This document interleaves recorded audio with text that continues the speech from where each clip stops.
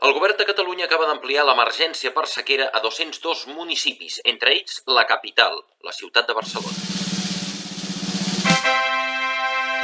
Se'ns demana un esforç extra als ciutadans, que si us plau estalviem, que la usem amb molta cura i si pot ser, no ens dutxem gaire. L'aigua dolça és un recurs finit, més encara si plou poc o escassament de fa 3 anys. Són períodes previsibles, que es repetiran i intensificaran a causa de l'escalfament global. Però sabeu que els ciutadans de Barcelona gastem només de mitjana uns 100 litres cada dia? Una xifra per sota del mínim establert per l'Organització Mundial de la Salut per mantenir una vida digna i una higiene saludable. Sabeu que, per exemple, i de mitjana, el sistema de canonades perd un 25% de l'aigua que transporta? Cada any s'escolen 150 hectòmetres cúbics, els mateixos que amb un cost elevadíssim produiran les 3 dessaladores que es presenten com a solució, la del Prat, l'ampliació de la Tordera i la nova planta de Cubelles. Si voleu rebre més dades de la investigació que estem fent, ens podeu enviar al correu al formulari, l'enllaç de la descripció. Com veieu, i parlant de sequera, potser tot no és culpa nostra.